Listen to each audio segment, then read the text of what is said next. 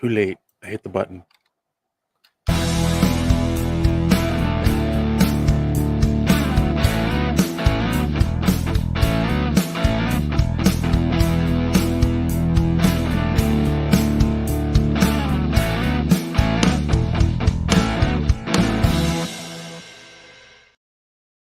It's showtime!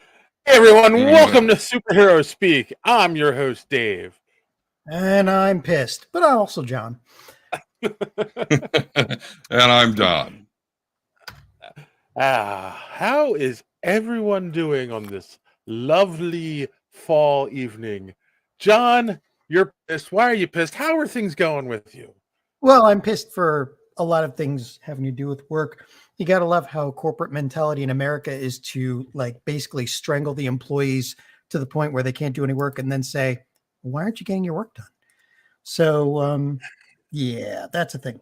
But other than that, yeah, you gotta love those New England nights, right? Or New England weather, because we're in the 80s. It doesn't go down to lower than 74 for a while, and then Labor Day hits, and now it's tomorrow's high is going to be 69. And we're down into the 40s at night. Ridiculous. So the stink bugs don't even have time to cram up into my walls around my air conditioner unit. You know. Well, that's a good thing. Otherwise, everything's okay. I wanted to go to the PA Renaissance Festival this weekend, but I didn't make it. But I'm gonna go next Saturday because now it starts during a time when it's hot enough where you're gonna wear a wizard's cloak, and it gets really hot under those cloaks. But now walking around with a cloak is a benefit. Yeah, and, I'm going first weekend in October. I'm going first weekend in October. Yeah, the Renaissance festivals are on. And it's really surprising. Nobody realizes just how warm a cloak can keep you.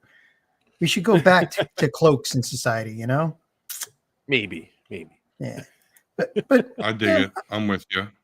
Yeah. Otherwise, everything's cool. So, Don, how was your week?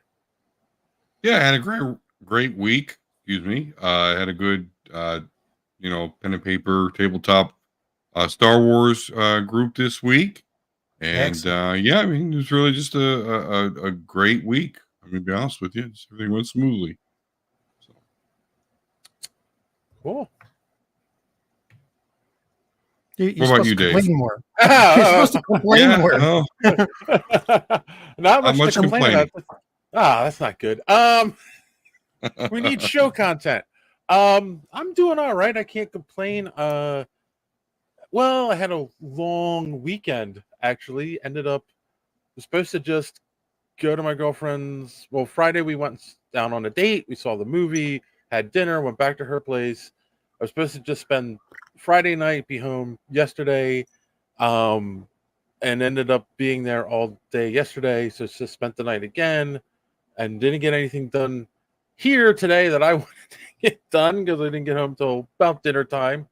Had dinner with my son, and then had to get stuff ready for the podcast. So yeah, it was an interesting weekend. John's complaining about corporate America. The company I work for is owned by another company that's owned by another company. The how corporate America works. And our IT department got moved under our parent company. And the first thing they were like, everyone's getting new laptops. And it was the laptops that they all use. And they all got, we were like, okay, but can you wait till we're in the middle of a big project? Can you wait? No, they sent them out anyway. I got mine last week. I haven't touched it yet. It's still in the box. A couple of people tried to set them up, having a bunch of problems, and then all of a sudden my boss messages us and is like, yeah, don't bother setting it up. They're not the right laptops. They're not what we need for our job. We got to figure out how to send them back. We'll let you know what's going on. So it's just the corporate America, like John said, they were in a rush to get us these computers, but they didn't check does this work for what they do? Yeah, So. if you want to know the general way things work with handing out computers at work is they'll give the executive who likes to run PowerPoint stuff the one with the 16 cores and 120 gigs of RAM, and like the thing could run NASA, and then us who run like the software 8 different developers. IDs at the same time, 4 virtual machines at once, blah blah. They give us the ones that can barely like run a Furby. Like it's ridiculous. But Yeah. who's the ones that make all the money for the company? Oh, especially me, because the department I work for is the department that's where the money we're in charge of where the money comes in. So the framework I write, almost the entire that's right. billing You're service billing. of Comcast is running on. So like all the services involved with billing, my framework is underneath them. So if something goes wrong with that, well, remember Office Space and all the 0.001 pennies, and can you did you ever think about that? Put that all off into an account somewhere? Yeah, I thought about that about 0.3 seconds before I thought about how much jail time I would accrue. Yeah, no, yeah, John didn't want to go to federal pound me in the ass prison. So. Yeah, good pull. You remembered the line. No, I like what I do. I actually really do love what I do. So I would never do anything like that. I mean, as a thought experiment, yeah, you could make a lot of money doing that. But with the way things are today, they'd eventually catch it. Now it would be a race between how long it took to put you in jail or AI grows enough to kill us all. So yeah. The other thing that happened to me this weekend, I got a knock on the door. It was a female police officer, said that I was under arrest for being too good in bed. Oh dear. And she took me into the bedroom and had her way with me. And then when it was over, I'm like, am I going to jail now? And she said, no, the charges have been dropped, lack of evidence. So, and there is your inappropriate joke of the week. Boom. Oh, come on. I made fun of myself. It's not bad, John. Come on. But I do have a question of the week. All right, I'll give you that. I do. That's what you said anyway. I had posed one question in the original email, but then I realized, no, that's not the question I wanted to talk about. Even though it does fit with the main topic, there's been a lot of Acolyte talk lately. The Nerdist actually just put an article about why canceling the Acolyte was a mistake, and there was the failed petition of them trying to bring the Acolyte back. This isn't a question about the Acolyte itself. My question is, obviously they missed the boat with the story, and one of the complaints I heard is people saying, why are they telling this story? Like, how does it fit in to the bigger picture? Do I even care about these characters? It feels like a side story. So my question, I've been thinking about this a lot. What story do you think they should tell that they haven't told in the Star Wars universe? They could they could do Don the greatest honor and give a really good story about Darth Plagueis if they want to go a prequel. And if they want to go sequel, then go way past Rey and start telling a new story about a new generation or something. But I mean, Darth Plagueis, I mean, I'm sure if you got like a good sci-fi author to do it justice, that would be an amazing story to watch. Okay. All right. That's not a bad idea. What about you, Don? What did you think? Well, I agree. I think Darth Plagueis is definitely something that they could lean into more, but I think the problem that they see with a certain contingent of Star Wars fans is that they're really quick to point out problems or falsely say, hey, the lore is broken, Star Wars is dead. So, I can see them really needing to stay away from the Skywalker saga, the Clone Wars, and now we see with the High Republic stuff. So I think there's really two ways they could go. Obviously into the future, we know that we're going to get a Rey Skywalker sequel series. Yeah. But if they go further into the future, I would really like to see them introduce the Yuzon Vong, which is this species of creatures that are immune to the Force. Everything, they're anti-technology, anti-Force, so their weapons are all just like little bug things. Their ships are, animal, life forms, Dovin basils, coral skin. Their armor is basically what looks like to be a bunch of crabs that just kind of painfully graft themselves onto the Yuzon Vong. So I think that would be really interesting. But even more than that, I think that the very lowest hanging of fruits in the Star Wars universe is going back to the Old Republic and specifically doing the Revan stuff. I know that Keanu Reeves refused or turned down a role in The Acolyte, which I think ultimately was very smart of him. But beyond that, I think he would make the perfect Darth Revan, or Revan in general, because Revan is both Sith and Jedi, and they seemingly want to get into the deconstruction of the Jedi or the Jedi dogma, and I think that's a great way to do it by showing a character who does both the light and the dark side, and because of his love for Bastila Shan, is able to accomplish things that the current Jedi Order can't even fathom. He's able to destroy the Star Forge, go against Darth Malak. Like, he just accomplished so much, and it was actually him doing so going against both teachings of Sith and Jedi. Couldn't they do it like both that, like in the past, which I would love to see, and then do in the future, either with Rey or past Rey, where like the Jedi dogma is dead, and now they realize that the Force isn't really like black and white, and that you can be a gray or something. Like, they could do both sides, right? Sure, they want to, but they're getting resistance from it. They are. Well, there's nothing wrong with that, because I would like to point out to George Lucas's words: anyone who thinks there are the concept of gray Jedi don't understand Jedi, doesn't understand how the Force works. Like, but here's the thing. I like your ideas, but here's what I was thinking, and call me crazy if you will. I had two ideas. One, I really think they could make a lot of money off of a young Yoda series. I think if you saw Yoda, that is fraught with danger.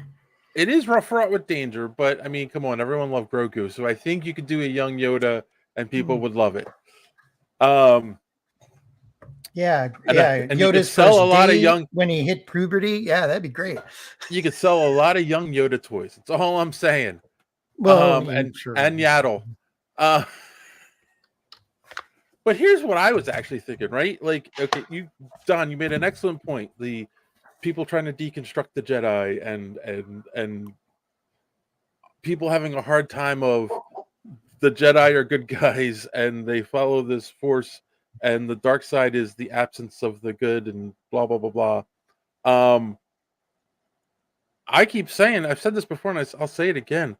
Give us an origin of the Jedi series, like why they became, why they started the Jedi as we get to come to know it, in the Skywalker saga. Who started it? Why did they start it? What was the circumstances that led to this? What do you call it?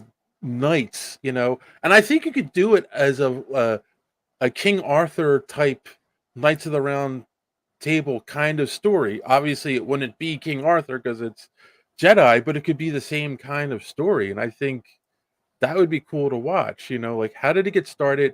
Why do they believe what they believe? Show things going really bad with people using the dark side, and that's why they're like, oh, okay, no, you got to do this, or things will go really bad really fast.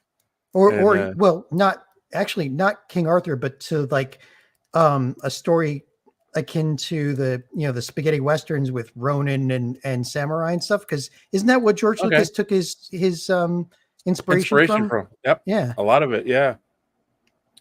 Yeah, that could be interesting. I heard that they are going to do an Origins of the Jedi series, perhaps.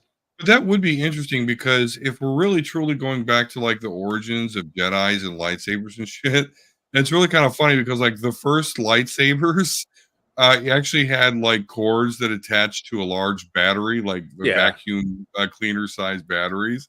So to like watch all these Jedis, run around with these big fucking battery packs, and their lightsabers, that would be funny. Well, But battery pack, Yoda, it's all training, really. Right on. Yeah, exactly. That's where he got it from. Spoiled you are. You have no battery packs. You do not. But now you have Yoda. I'll make you feel the burn. That's awesome. I mean, this also ties into. I did see something today. I didn't include it in the show because obviously trying to keep it short. That Lucasfilm has said that they're going to try to stick to releasing one thing a year starting in 2025. So either a show or a movie, not try to do like a show and 2 movies, not overdo it like Marvel did. So a lot of stuff is going on the cutting room floor, like The Acolyte. So that's my question of the week. I want to know what everyone watching thinks. Let us know in the comments down below. It's a pretty quiet night in our comment section. I'm guessing no one has seen this movie, so they don't want to be spoiled. I don't know. But on that note, if you want to know how you can follow us on social media and listen to some other great podcasts, you must now open your mind to the dark side, because here is Dark Don to tell you more. Good evening, plebeians. Darth Don here to tell you that Superhero Speak is not just a YouTube show. It is also a website. You will go to superheroespeak.com, where you can find all the social media links to the show, comic reviews by Chris, and most importantly, our merch. You will buy our merch. And while you are on the HoloNet, you must check out the rest of the Geek World All-Star Podcast Network, an influential conglomerate of podcast shows like the Pop Prism Power Podcast, Vault 45, That's So Wizard, Fans on Patrol, Twisted Mind of 8-Bit Ray and the Gorilla Brain Podcast, and of course, the powerful Superhero Speak. Plug in hashtag GW All-Stars, and you will not be disappointed. And if you do not comply with my request here tonight, I will torture you by making you watch The Acolyte, the one and only season, over and over again. Now, if you'll excuse me, I have a double feature to catch. They're showing Blade 2 and The Matrix Reloaded at the drive-in. Now, back to the show. The music sells it. Yeah, I like that one. All right. And if you've gotten this far in the podcast and you haven't done so yet, why don't you go and click that subscribe button, click that bell for notifications so you don't miss us when we go live here every Sunday night at 8:30. If you like what we're doing here, smash that like button. It really does help with the algorithm. Share this show with your friends because, they need to know what three dorks' opinions on movies and TV is. And if you're so inclined and you do enjoy the show, go check out our merch store. Link in the description below. We have some great t-shirt options up there right now. And yes, that would really help us out. It'll help us pay for our trip to New York. And yes, that's all I got to say on that. No, I mean, it really would help us out because, as Darth Don said, if you don't buy our merch, he's going to torture you. And so the queue for that torture is just tremendously long. So the more of you that buy that merch, the smaller the amount of people that he has to drag into my basement to make the watch Acolyte would just be it would help out a lot. It makes the dogs go crazy. The wife's looking at me weird. So please. Yeah, we're looking at you. Make them watch The Crow.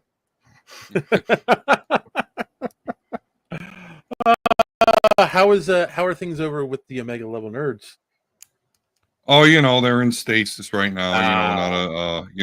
I'm not a great podcast leader. I have come to that conclusion that I'm better as part of a ensemble with a fearless leader like yourself, Dave. Steering the ship. So, but no, when John and I get motivated, we'll definitely record something crazy. We'll beat something to death for an hour, I'm sure. So stay tuned.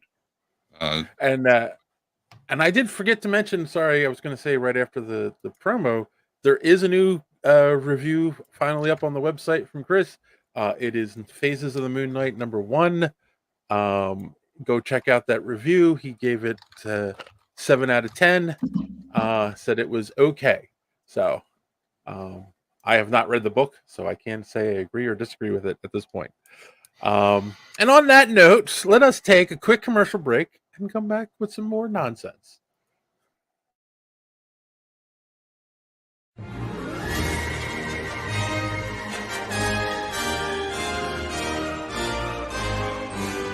This is so wizard anime.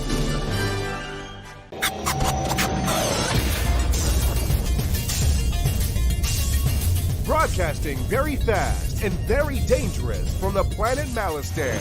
You are listening to So Wizard. You're thinking people gonna die? The only podcast to make the Kessel run in under 12 parsecs. There'll be no one to stop us this time. I am your host, Joey DiCarlo, and with me, my co-hosts, the queen of all nerds, Aubrey Litchfield, and the expert, Mr. Marquis, Marcellus Ray. You are listening to So Wizard Podcast, where three friends review movies, TV, and sometimes more, podcasting weekly on the Geek World All-Stars Podcast Network. Marcellus Reagans, please tell the listeners where they can find more So Wizard Podcast.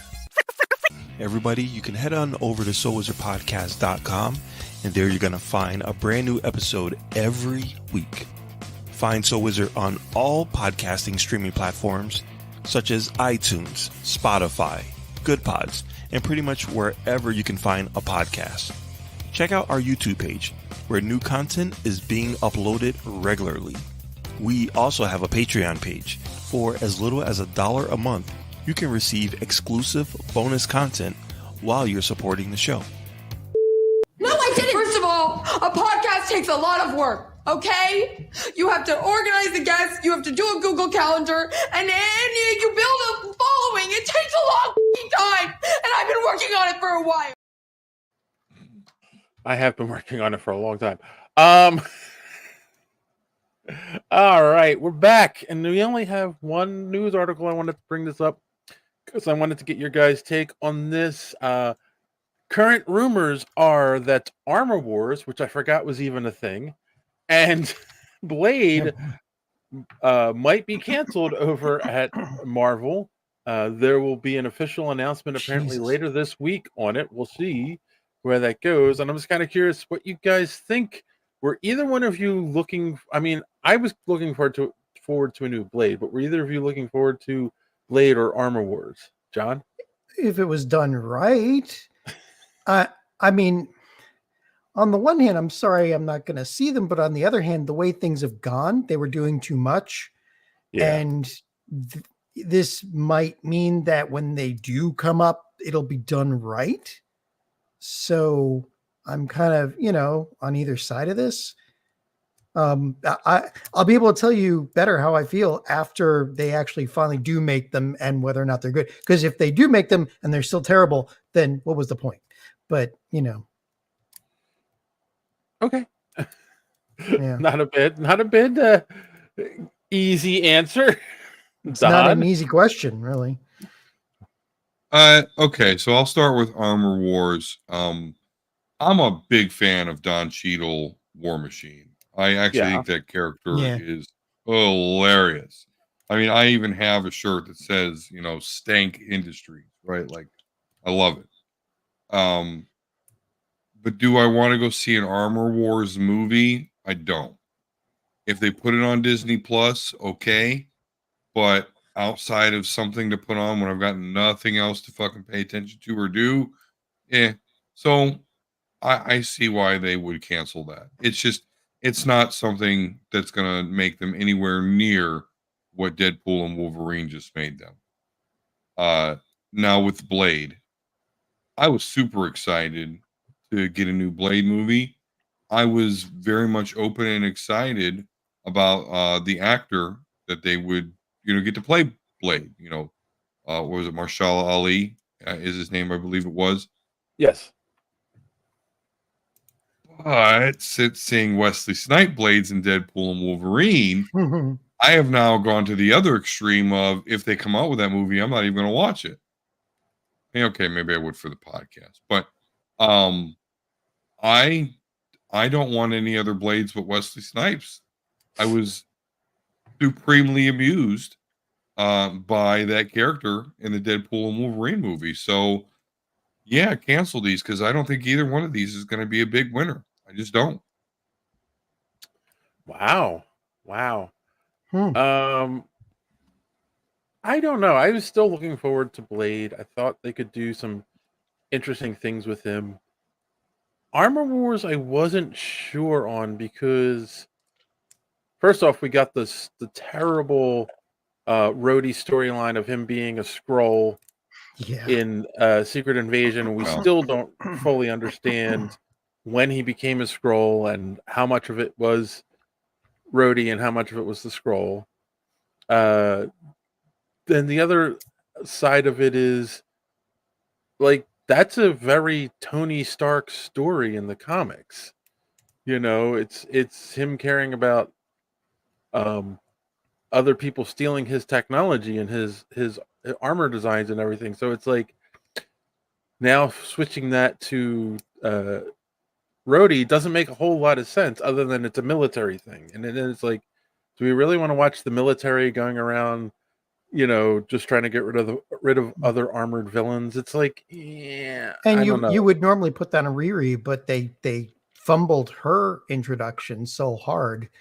Oh yeah. That not even sure we're gonna see her again. Yeah, where was she supposed to pop up next? Was it Armor Wars? It might have been Armor Wars. Yeah, no, it was supposed to be Armor Wars. Yeah, I heard. Yeah. So there you go. Exactly. They screwed up her intro, and now we're not going to see her. And I also wonder if part of the decision comes from the fact that they're bringing Robert Downey Jr. back as Doom. Like now it's going to be weird to do a Iron Man centric story with Rhodey when you have RDJ running around as Dr. Doom. Like really? I almost forgot. How could you forget? It's like the deal they made with the devil for the first 10 years of Marvel movies to be that good. The deal ran out, and now they're getting they're getting the payback.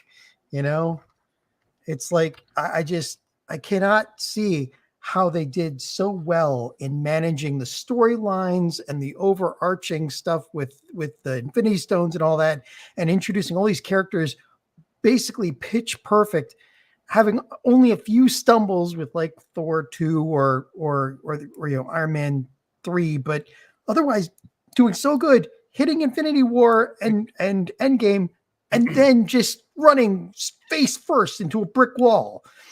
Because they started with nothing and built to different crescendos, the 4 Avengers movies, and then basically created a movie that felt like an end to everything. without having like, oh, it's an end, but there's also this direction that we can go off into. It was like, nope, this is the end of the book. Like it felt like you had just read a really long novel, and this was the last chapter, and they wrapped everything up, and everyone had their, well, Tony died, but everyone else had their happy ending. Move on, and it was just like, and 5 years to plan that. Everything felt empty. Has felt empty since then, and that's really the biggest problem. All of these executives are paid like 600% more than guys like us. And we're supposedly doing it because they're so smart and so good. And yet they had 5 years to plan what happens after Endgame, to know that they've got this huge juggernaut of a movie system going. And all they have to do is do something good and listen to maybe a few of the comic book creators to keep it going and, tell really good stories. And they didn't. They fumbled everything because they were never willing to commit to the ramp down. They were never willing to commit to like, this is no longer a universal saga. Now we're going to kick it down to 7. We were in 6th gear, but we're done now. Race is over. New race. Let's go back down to 2nd gear. And they never did that. They never did that. Anybody who's been in the comics industry for any amount of time realizes that you can't do huge overarching stories every single time. You have to go back, like, in the case of like Daredevil or some of the smaller, you have to go back to the streets sometimes. You can tell really compelling stories that only involve a few people in a few blocks in a city. I definitely agree with that. Like, they never knew how to bring it back to smaller scale, which it feels like they have the characters now to do it. They're bringing Daredevil in a TV show. They seem too afraid to do it in a movie, which whatever.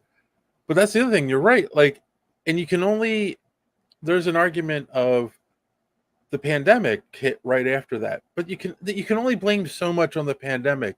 They've had so much time to correct the ship at this point, and they haven't, and it's just like you can only blame so much on that. And they had a captive audience. Yeah. Right. I mean, that's why there's so many podcasts out there, not to bemoan what we do. Superhero Speak was way before the pandemic, so we're a flagship here. But, the whole internet in general, streaming services, podcasts, we had a captive audience for a good 2 years. Yeah. And they didn't capitalize on it at all. They could have hooked us through the Disney Plus stuff. And then now that we're back going to movie theaters, they could have continued, but they didn't. They didn't ramp it down. They didn't take advantage of our captive audience. They just, I don't know. They went too big, full steam ahead, multiverse. Here we come. And it's not working. See, guys, if you outside of Deadpool and Wolverine, somebody millions of dollars to write this ship, Don's right here for crying out loud. I think that's right. Yeah, and I think you guys kind of both have hit the nail on the head with this. Like, they could have, boom, it's done, acted like that's the end of the story, and built up. And then we go to Hell's Kitchen. And we see Daredevil running around dealing with the aftermath of Endgame and the street level criminals, and there's your new starting point, But I don't know. What do you guys think? Let us know in the comments down below. Did you want to see Blade or Armor Wars? Are you upset that they might be canceled? And of course, we'll be talking about it more next week when we officially get an announcement on it. But curious what you guys think beforehand. All right, guys. The juice is loose. We have a movie to talk about this week, of course. Being Gen Xers, we had to go see Beetlejuice. I've said his name 2 times. Let's not say it a 3rd time. We don't want any trouble. So real quick, let's go through the numbers before we do any talking. As of this live stream, that has made $145 million worldwide, wow. 110 domestically, and 35 internationally. That's like 14 The Crows. Right. That is a low bar, my friend. That is a very low bar. That bar is buried underground. Over on Rotten Tomatoes, we have a critic score of 76% and an audience score of 82%. That's not bad. It feels about right for this movie, in my opinion. And then we did an audience poll, and I put it out today and realized that I had set it for 24 hours. So it's technically still going. So if you're watching now, you can quick head on over to X and go to our poll and answer. But as of this recording, of course, we said, what did you think of Beetlejuice? I gave 4 possible answers. It was awesome. It was good. It was meh. It was terrible. Coming in at last place is It Was Meh at 11.1%. Second place is It Was Terrible at 14.8%, and currently tied for the top spot at 37% was It Was Awesome and It Was Good. So that is where people stand on this movie at the moment. So I want to know what my co-hosts think before we get into spoilers. Non-spoiler, when you came out of the movie theater, what did you think? And Don, you can go first. Okay. Yep, dog's excited about it. Okay.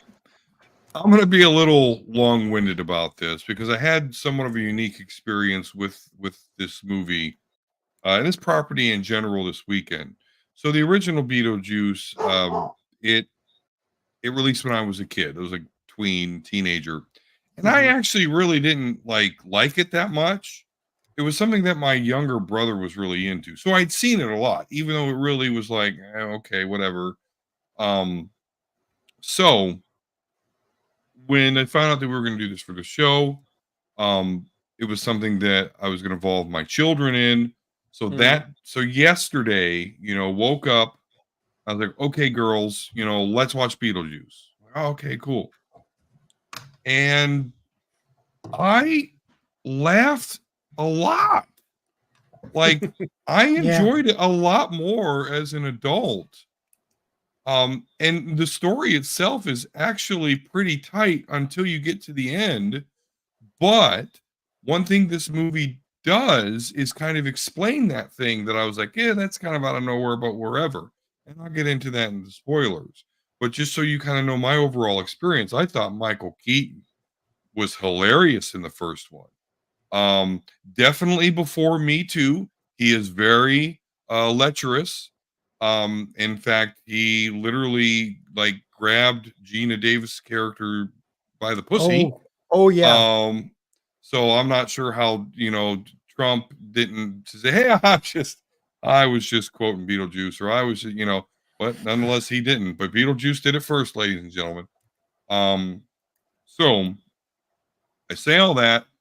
So I go to see this with my kids. And normally, and again, I know I'm being long-winded, but this really was kind of a unique experience. Normally, when I go to see a movie, I go to one of these 20 theater megaplexus monolithic lobby, blah, blah, blah. But this time I went to a small town theater in a town, just one more city over for me, or one more town over for me, where there's only 2 screens. You're literally walking through a crowded lobby of people getting refreshments. And so the theater itself was packed. It was packed. And so, yeah, I mean, it was, I just hadn't experienced that for a while. And there were parts where people were clapping. People clapped at the end of this movie. Now, I ultimately don't think that this movie, now I'll get into my spoiler-free review. They did not screw it up. Okay. It just, real quick, they did not screw it up in my eyes. Was it as funny as the first? No. But I appreciate the fact that there were no performances that were phoned in here. Okay. Michael Keaton, you could tell was really trying and for the most part succeeding in really bringing this Beetlejuice character to another generation. Again, was it as funny? No. They turned down the lecherous Beetlejuice way down. There's one part where he was kind of doing that sort of humor, but that's it. and call me old boomer crazy. I don't know, but I still find that shit funny. I don't know. And but so yeah, I mean, there are some things that I hold against this movie a little bit. But overall they didn't screw it up. And was it a Ghostbusters Afterlife level of success and revival of franchise? No. But again, they didn't screw it up, and it was an amusing movie. I laughed a little bit. The kids, all the wide range of people that went to go see the movie with me, because I went and saw it with my neighbors, and it was an enjoyable time. Everyone seemed to like it, and I did too. So I was definitely one of the ones that voted that it was good, and that's my story. I'm sticking to it. It's actually decent. It was a good time. It was fun. Just not as fun as the first one. John, let me check my notes here. Oh my God, my eyes. Great merciful Buddha, what horror am I watching? Oh, dark elder gods of chaos, please grant me the sweet release of death. Oh, sorry, no, those are my notes on The Crow. Sorry. That's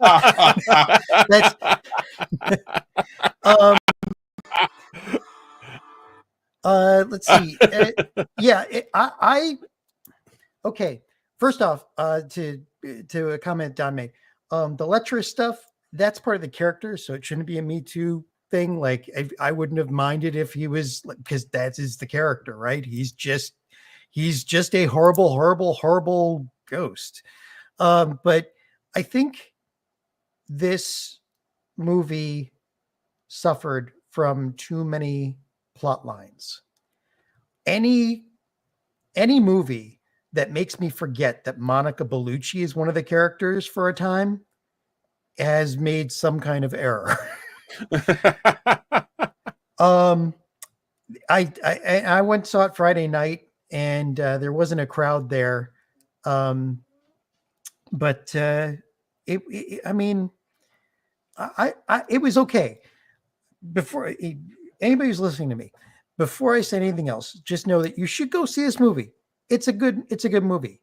Now, as for what I thought about it, too many plot lines, and I think even Tim Burton is kind of getting long in the tooth. He's like, I don't think he's made anything he's even liked over the last couple of years. He I think there was an interview with him where he said as much. Like he's not really excited about stuff. The actors were great. I mean, geez, like they all did a really good job in doing what they could. There were some things that they were hand waved away. They really hate Jeffrey Jones. But that skit went on too long. Jeffrey Jones being the actor from, well, everybody knows him from Ferris Bueller as the principal from Ferris Bueller. But he has let's say legal troubles. He was found with some questionable material involving minors, and even trying to get a 14-year-old boy to do inappropriate poses. Yeah. So I'll talk about that more in spoilers, though, because I thought they were really clever with how they dealt with him. I'm just trying to not he's also dead in real life too. So let's. What's that? He wouldn't have been on the movie anyway because he actually died in real life as well. So I didn't realize that. Yeah, was he dead? I know. I know that the actor who played Otto, Glenn Shandix, he died in 2010. No, I think Jeffrey Jones is still alive. He's 77 years old. I don't. Oh, is he? Okay. Yeah, he's still alive. He died. He is dead to a lot of people at this point. Oh, maybe that's what it is. But anyway, but yeah, like if they had taken out 2 or 3 of the plot lines of this movie and made it a little bit tighter, maybe concentrated on what's the character's name? The young guy, Justin Theroux, Rory.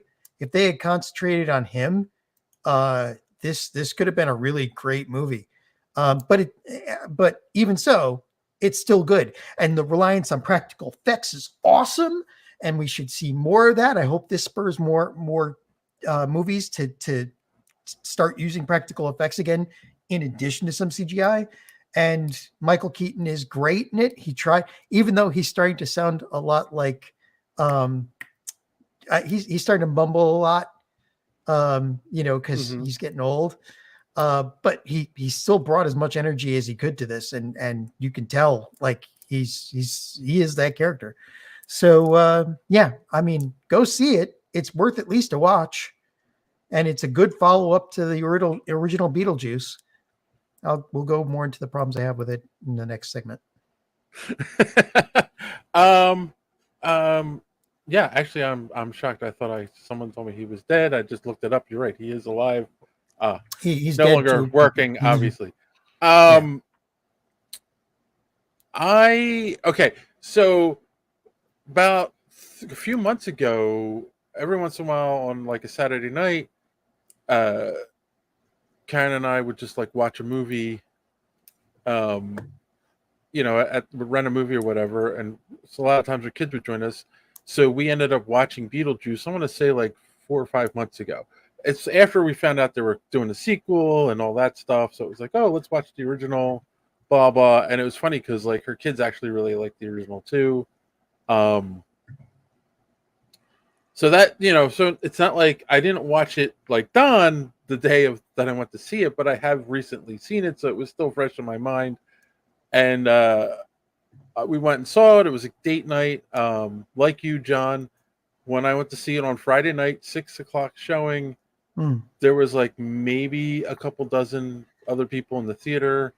So I was kind of like, is this movie going to make any money? Like, it just seemed weird, that it was empty on a Friday night. Yesterday. Oh, okay, Sunday. Okay, so maybe Saturday. word of mouth caught up to it. Yeah, or Saturday. And then, I mean, 145 million opening. That's pretty decent for this kind of movie. You don't think of it as like, it's not a superhero movie, so it's not going to make 300 million opening weekend. And then I'm with you, John. Like, I walked out and I'm like, I don't know how I feel about this movie because there's too much going on. And I feel like that is 36 years between movies. And that's Tim Burton sitting on ideas like, we could do this for a sequel. Oh, we could do this for a sequel. We could do this for a sequel. And then it was finally like, he got excited about doing it because of Wednesday and Jenna Ortega, and like talking with her kind of revitalized him wanting to do Beetlejuice and Michael Keaton's resurgence as Batman and all that stuff. So it was like, okay, cool. Let's do this. And maybe he was afraid he wasn't going to get a third one. Because, yeah, there's a lot. There's like 5 or 6 subplots in this movie that kind of all converge at the end. But there is one that you can completely get rid of. And it doesn't, get to that in spoilers. And it does not change one iota about this movie. But it's not a terrible movie. Like, the acting is good. A lot of the jokes land. Not all of them, but most of them land. The ending is weird, and we'll get into that as well. But I think it's worth, like, if you're a fan of the original movie, if you're a Gen Xer and you watched this movie in 1988 when it first came out, or saw it on video, later on, if you remember the cartoon, which is not canon, sadly, then so you might enjoy this. So that is all we can say about it, non-spoiler. If you haven't seen the movie yet, or you don't want spoilers, or if you don't care, we'll see. Here we go. All right, spoiler territory, review time. All right, so let me say it right off the bat. The Dolores storyline, you can completely get rid of that for this movie, and it still works out exactly the same. She is not needed at all in this movie. That's my opinion. I don't know. What do you guys think? Yeah, Dolores, that's the wife. That's Beetlejuice's ex-wife. Yeah, that's okay. Beetlejuice's ex-wife. Yeah, no, I agree. Both villains, so I talk about her as well as the kid in the attic or whatever. Rory. Rory, yes. that both of those villains are nothing more than plot vehicles. Yes. Now I appreciate that when she put herself back together, how she was missing the finger which he had in the first movie with her ring on it. So Yes. I appreciate little callbacks like that. Mm. But you're absolutely right. Like, she served no purpose other than to make him a little nervous. So I absolutely agree. Like, that plot point went nowhere and served very little purpose. At least Rory, the other villain in this movie, at least served some sort of purpose. Right. But yeah, her had none. Zero. Oh, right. The Then- kid was Jeremy and the other guy was Rory. Right. Okay. Okay, gotcha. Yeah, sorry. But either way, yeah, the villains, and particularly that one, you're right, Yeah. could have been gone, and we'd have the same movie. If like I said before, if they had concentrated on Jeremy, the kid, the dead kid,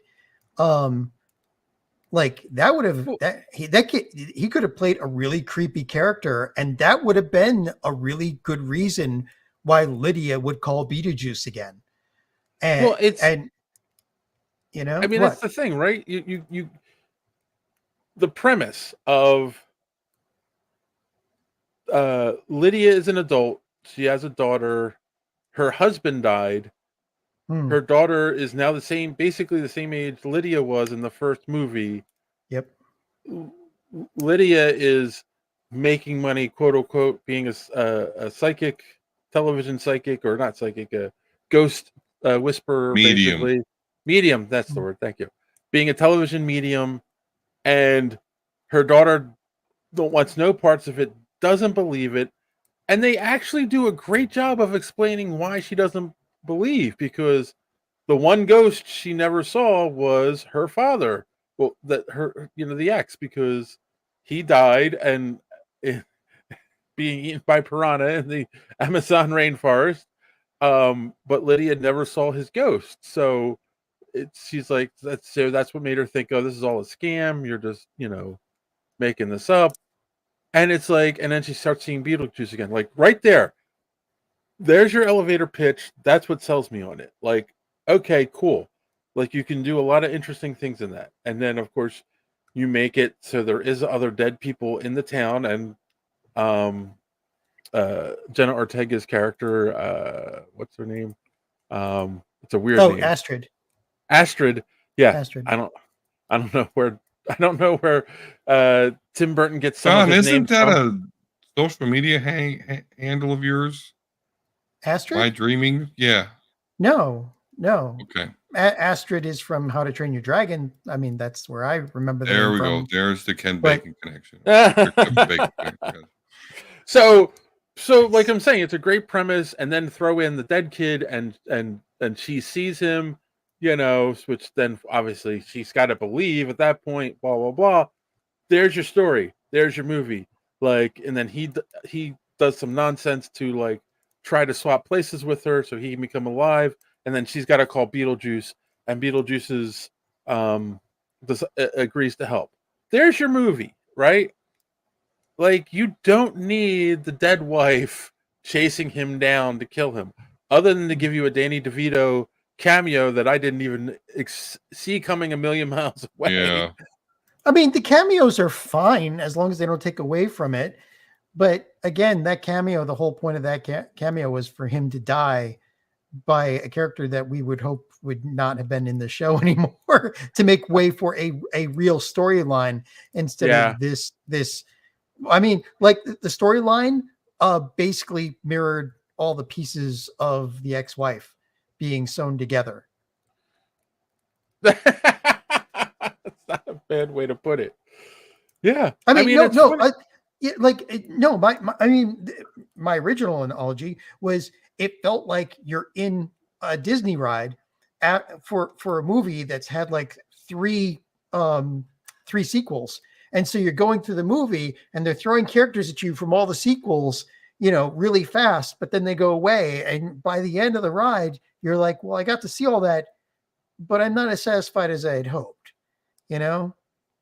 Right. So like, and also if they got rid of the, was it the ex-husband, what's his name's, Jeffrey Jones's character, like they had a small thread of him wandering around with the shark bite out, so they didn't have to show his face because again, they don't want to remind you that he exists.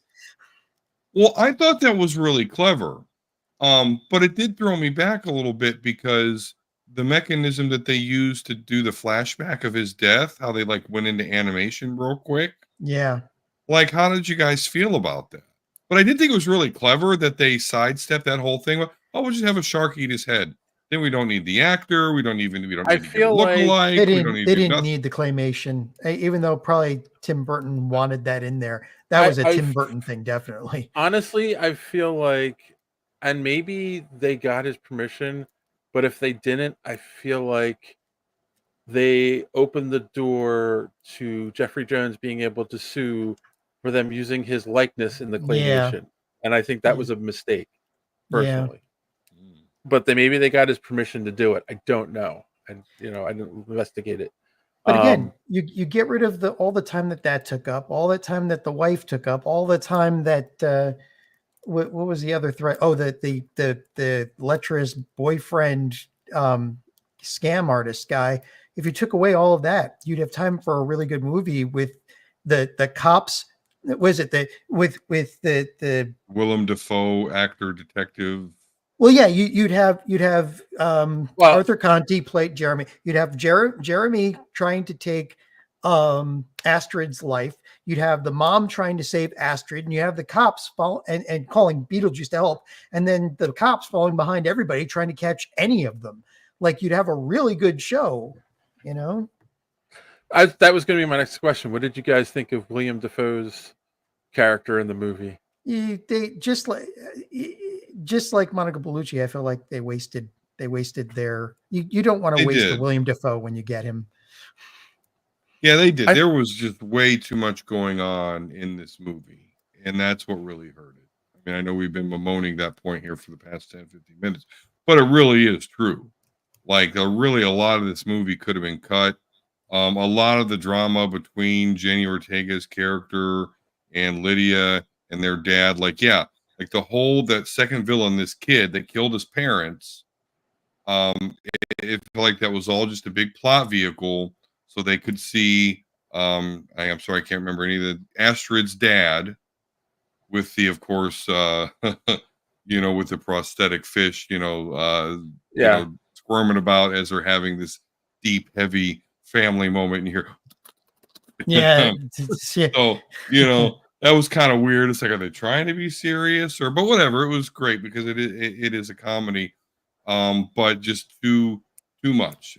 They could have achieved the level of comedy without a lot of these just plot vehicles that they put in there. They really weren't even plot vehicles. They could have been taken out, just gone, and you wouldn't have cared. If they kept the Hell Kid though, he if they kept Jeremy and made it around him trying to take the life of Lydia's daughter, that would have been a perfect vehicle to drive the whole thing. Like none of these other plot lines would have been able to do that. Right. And I felt like the Jeffrey Jones character, walking around decapitated like several times in the movie. I was like, okay, it was funny, like in the beginning of the movie, why do we keep seeing him walking around? Right. Show him at the beginning, and if you want to show him at the end with him and Deidre, is that her name? Being reunited, like, okay, but like him bumbling about, it was just like, I kind of thought the direction they were gonna go is that he was gonna be one of the victims that gets soul sucked, to like just fully say like, yeah, we're done with his character, you don't have to worry about him at all. But no, they get reunited at the end. I mean, I did laugh at that at the end when they're all getting on the Soul Train, and she's like, oh, look at you, and then she's like, look what happened to me, and she's got the two little snake bites on her neck, which I also think is an odd choice. Why in the afterlife are you stuck looking like what you did happened to you when you died? Well, it threw me too, because like, she dies, they see her in the afterlife, and they're like, oh, well, that's a shame. So I found my dad. It's like they kind of like just like blew her off. Like, seeing somebody die that like, I thought she had a really good relationship with Lydia the whole time. And, it's it was, oh, well, see ya. Yeah, that whole relationship and the way they handled her character dying was odd. I think it was. Yeah, but it kind of, at least the way I took it, is that whole character is very, very self-absorbed. Right.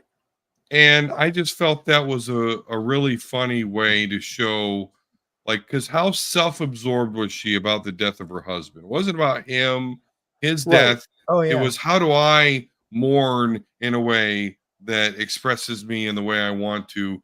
And she's so fucking crazy that, yeah, she gets these fucking snakes and boom. I actually thought she was one of the more funnier people in the movie. And then, you're right. And then at the end of the movie, it's like, oh, I should be treated special because I was special in life. Because I know like, people. No. Yeah, it's like, nope, that's not how this works. Like, hey, did you get the joke with the headstone being a glass shark's fin? Oh my God. Yeah. I will say there was like 4 or 5 times I actually did laugh out loud in the movie. That was one of them. The Beetlejuice showing up in the model and her getting out of the model and him sitting there, and she turns and he's singing "Right Here Waiting for You." That was like, I want to ask you about that because they did a little something. They did some different comedy with Beetlejuice in this movie. Yes, they did. And in the theater, people were loving that. Hear him doing that Bryan Adams song, and even I thought that was a little funny. But then he does this whole big song later on. I can't remember what it was. MacArthur Park by Donna Summer. Yeah. Arthur Park, that was it.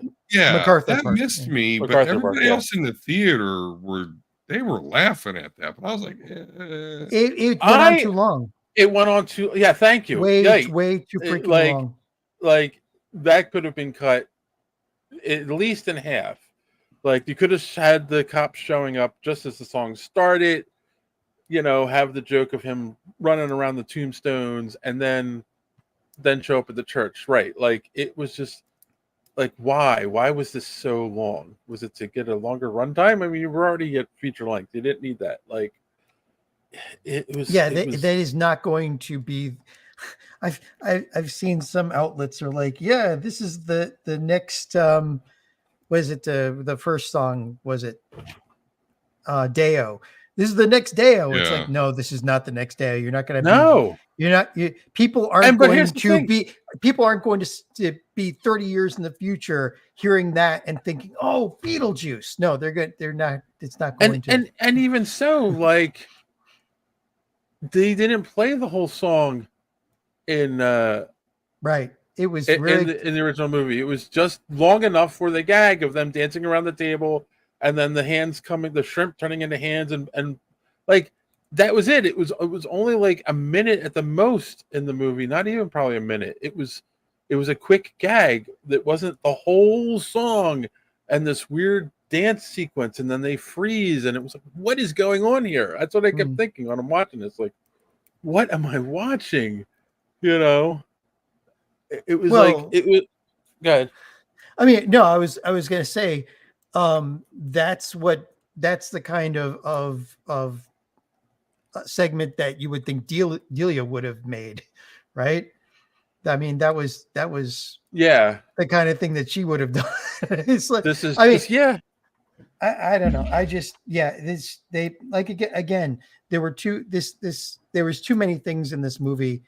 Because go ahead, because the other thing is like Dolores has no effect on the outcome of this movie whatsoever. That whole storyline doesn't make sense. She shows up at the church at the end, and then he puts the I Heart Dolores shirt on the boyfriend, and then she's like, and she like goes over to him, and then the sandworm comes and eats them both. And it was just like what was the point of the whole build up? Okay. Right. Okay. Because I thought it was going to be, they were going to go, oh, you're already married to Dolores, so you can't marry Lydia. But no, it was the because he was there, the cops were after him or whatever it was. The contract was null and void because they brought a living person into the land of the dead. So it's like, okay, so that's what took care of that aspect of it. So again, no effect on the outcome of this movie whatsoever. Everything was wrapped up too quickly. Yeah. That sandworm scene, to me, actually does accomplish something pretty significant. I mentioned it earlier. And that is that one of my problems with the first movie, again, watching it the same day I saw this one, is when Gina Davis's character rides the sandworm through the roof of the house to swallow Beetlejuice. Yep. That goes against all the rules that they set up in that first movie. There's no, like, we've seen him going to Saturn. All you see is this little door. Now, they did set up her character kind of being able to control him a little bit. You know, she swats one in the head. Like, they kind of, but as far as explaining how she was able to somehow go through this non-existent roof and eat Beetlejuice and end the movie, it was never explained. In this movie, though, you know, they got a book of, what was it called again? Instructions for the recently deceased or whatever. Yeah. Yes. And she opens a page to the sandworm, and that's how she learns how to go get the sandworm and for him to bring him through the church and eat Beetlejuice. Now, they didn't show that in the first movie, but now that this movie has shown us that, we could surmise that that's the exact knowledge that Gina Davis's character had to do that in the first movie.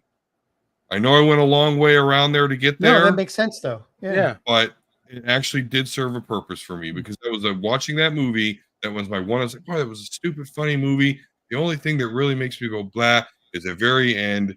How did she get the sandworm through the roof? And now we know. So what you're saying is the only reason Dolores is in this movie is so that you can have a better understanding of sandworms. Correct. Okay, good. They did borrow from Dune, by the way. Did you see the sand like shake in little shape like they did in Dune? Yep. They definitely borrowed that from Dune. But anyway, so yes, that's right. I wonder if the author of that book did it for shits and giggles so that he could watch so many dead people say, "Oh, I'll go see the sandworms. It's in the manual," and take themselves out of the game. And how did we feel about their explanation of the original couple from the? I don't know. They why found a loophole. All they said was they found a loophole. Yeah, they couldn't give it a little happier, like, oh, they found their purpose, so they moved on, or they finally came to the realization that they should look forward and not back. Like, I feel like they're gone now. I feel like the rules of the undead in these movies are very loosey goosey. Like, yep, for sure. Yeah, you know, because it would have been better if Lydia had been the one to help them pass on, and that would have given more credence to her ghost thing. You know. Yeah. Because I was not impressed with that character or the acting. She did her character from Stranger Things. And I'm blanking on the damn actress's name, and I goddamn well know it. But Winona Ryder. Winona Ryder. Ryder. Her voice just bothers me. Sounds like she smokes way too many cigarettes, or that she struggles to talk. But outside of that, the way she acted in this character was the same as her one on Stranger Things. So I thought there was really great acting in this movie, but I don't think Winona Ryder was one of them. Well, she had a very rough life in the 80s and 90s. So I think some of that seems like she always seems like she got caught stealing. I remember that. What? Yeah. Well, yeah, but I'm thinking more the parties and the stuff that they were giving out at the parties, and the fact that I'm pretty sure she was taken advantage of and all that. I think she's, you know, I don't know. She can be a good actress, but I think she's got some demons and I think maybe some physical ailments that come from that, and maybe some mental ones too. Like she is the meme. She is the meme of when they were up there taking an Oscar for, I think, Stranger Things, where she's looking around like this, you know. Like I think she's, you know, got some delirious tremens there. She still did good in this, you know. Yeah, not she did great in Stranger Things too. She's still a good actress. She really is. Yes, unfortunately, she's just very good at playing mentally damaged right now, which yeah. So we trashed a lot about this film, but I want to maintain it was good.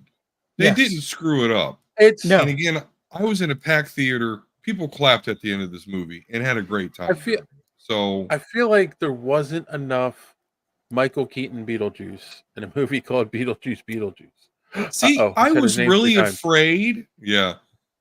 I was really afraid that we wouldn't get to see him hardly at all. And I was actually surprised at the amount. You're right. He's not the whole movie. Hell, I don't even know who the main character of this fucking movie is. There's the problem. Like 8 of them. But anyway, I actually got to see him more than I thought we would. So I'm a little bit different from you.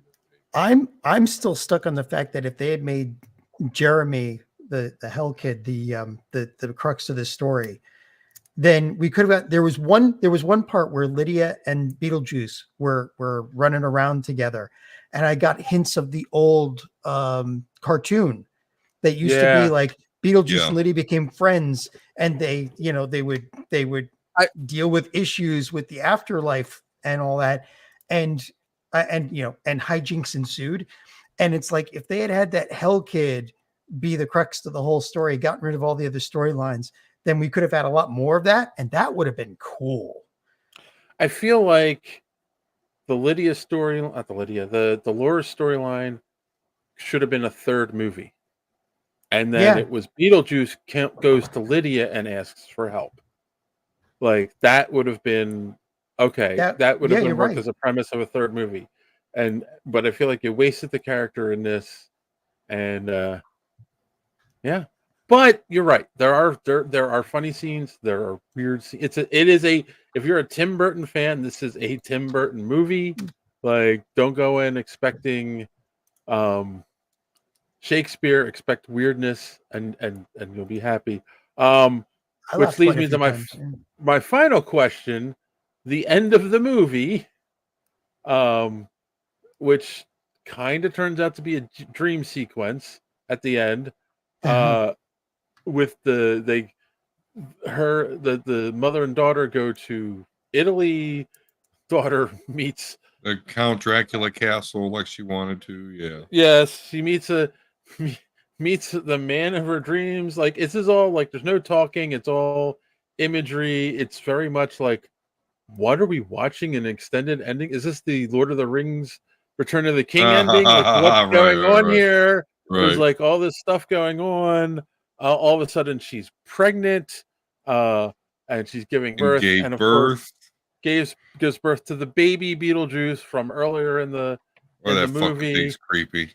It is. Oh, beyond creepy. I mean, obviously they made the doll, and Tim Burton's like, oh, we got to use this in the end. And of course, Lydia wakes up, and it was a nightmare or whatever. But my question is, did they do that to set up a possible like leave it open for a possible sequel? I hope not. I mean, as soon as that started, I'm like, oh, there's no way that this is not like some kind of weird dream sequence thing. And I was right. But I hope that no. I think that was just a Tim Burton fever dream end. And I think that's the end of it. What do you think? Oh no, I disagree. I think that they definitely left it open to do another one. Not that they're planning on doing another one, but if this one makes $500 million, you don't think they're gonna fire it up and crank out another one? Yeah. Just back up a dump truck full of cash to Michael Keaton's house. I think we're gonna get baby juice. Well, don't get me wrong. If Michael Keaton phones this shit in, this is horrible. True. But he doesn't. He gives it his all, you can tell, and it's funny. Well, again, as of this recording, the budget was $100 million. They've made 145. I feel like if they break 400 or 500, we'll get a third one. Beetlejuice. Yep. And then people are going to be upset because they keep saying the title of the movie. Every reviewer has made that joke, man. I'm not even going to bother. Let's let's wrap this one up. Let's go around the room. Let's give our final thoughts on the score. And John, you can go first this time. Yeah, I mean, it's worth a watch. It's fun if you saw the original. This is definitely it's a good follow-up. If you haven't seen the original, go watch that first and then go see this. The first one is it's a gem. It really is. It's way funnier. I mean, there's no sorry to bleed into your portion. No, here, go right ahead. But like, there's nothing that tops like, nice fucking model. Like, come on, like that's just great. I know, and there's like, it was so original and so funny, as Don keeps saying, and I agree. That they've made a sequel more than 30 years later. What are you gonna do, right? So it doesn't suck balls, No, it doesn't. All right. So I'll give it a, I don't know. I think I'd give it a 7 out of 10. It's worth a watch. Don't know I'll it again, but definitely worth a watch. Okay. Don. When I first exited this theater, I would have said like, this is like, as the kids would say, mid, like very 5 out of 10ish. But as I thought about it a little bit more, thought about the little Easter eggs that it gives you for the first movie, thought about the performance that Michael Keaton gave us, 30 years later, and the range that he showed. Again, I thought it was brilliant, that they did the dude with he had no head because he died with a shark bite, so they just totally skirt around having to deal with that issue. Mm-hmm. I thought that was just smart, missing the finger that was in the first movie. So after kind of thinking of that and putting that all together, I'm up with John. I think it's a 7 out of 10. I think it's a good time. It's not as good as time as the original Beetlejuice. Will I ever see it again? No, but they didn't screw it up. And with, I guess maybe, with the Crow being the Crow 2024, which actually makes me very angry that I even have to designate it as Crow 2024. So maybe we're just all eager to cleanse our palate from that. But no, they didn't screw it up. 7 out of 10. So all right. Glad it made money. Glad it made money. Yeah. I think I'm gonna echo you guys. Like, first off, the original Beetlejuice you can watch for free on Max if you have Max. Cool. Obviously, it's a Warner Brothers movie, so of course it's on there. And I'm gonna echo you guys. 7 out of 10. Is it as good as the original? No. Is it got some funny jokes that land? Yes. And are we possibly going to get a third? I think so. So, because that's what Hollywood does now. So we'll see. But 7 out of 10. So go check it out if you haven't seen it yet. But if you've gotten this far in the podcast, I assume that you've seen it. All right, guys, let's bring this one in for a landing. Let's go around. And did you learn anything on the podcast this week? Or do you have any recommendations? And Don, you can go first. No recommendations, but I did learn something this week on the podcast, and perhaps I'm just now noticing this because I'm a full-time member now. But apparently, us versus NFL football, we lose because that's what's going on tonight.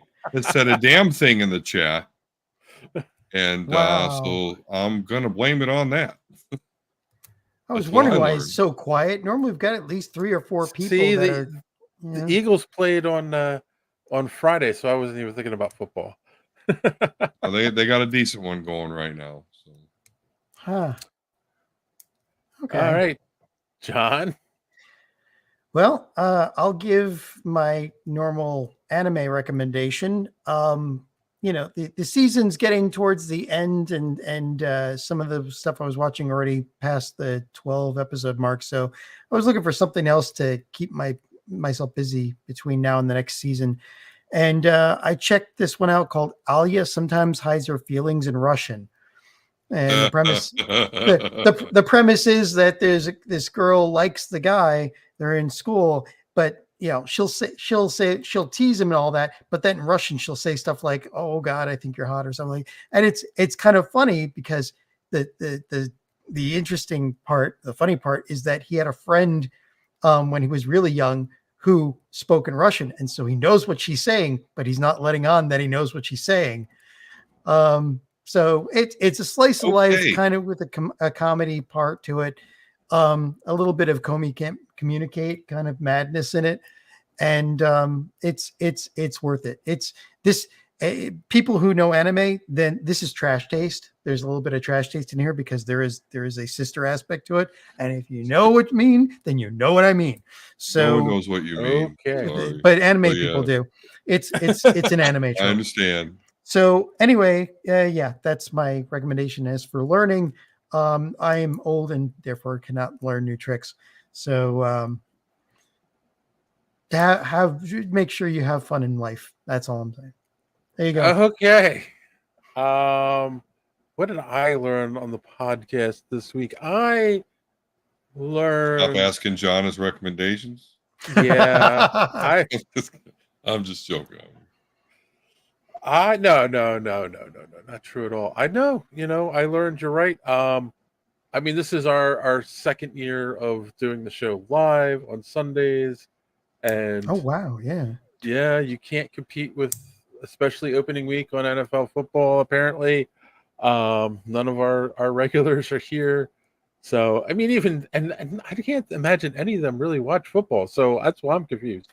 Well, okay, I know, and I'm not gonna. Well, I guess I don't want to put anyone's business out there, but I've been hanging out in the Discord a little bit with Thrawn Kill, and I know he's got a little bit of a potential situation going. So, okay. Well, with that said, pop into our Discord. Sometimes you get to watch me play whatever game I'm playing. Currently playing Final Fantasy VII Rebirth. So check it out. Link in the description down below. In fact, you know what? I'm also going to recommend, if you haven't done so yet, click that subscribe button, click that bell for notifications so you don't miss us when we do go here live Sunday nights, 8:30 Eastern, here on youtube.com/superhero speak. If you like the show, click that like button. It really helps with the algorithm, gets our name out there. And if you're so inclined, check out our merch store over at super-hero.speak.creator-spring.com, or link is in the description below. It really would help us out. Don really can't force too many people to watch the Acolyte. He's got other things to do. I also recommend that you go check out superheroespeak.com, where you can find the podcast every week. Links to all our social media at the top of the page, merch, comic book reviews by our good friend Chris, and so much more. And I actually don't have any recommendations. I was going to watch a movie, and I did not get to watch anything this week. So, no. Maybe next week I'll have a recommendation. What we're going to talk about next week, I don't know. I haven't gotten that far yet. There are no new movies this week, so no reviews. But we'll think of something. I promise you. We won't leave you hanging. But on that note, as always, boys and girls, thanks for watching. Know that you can't be caught in the door. Have a good week.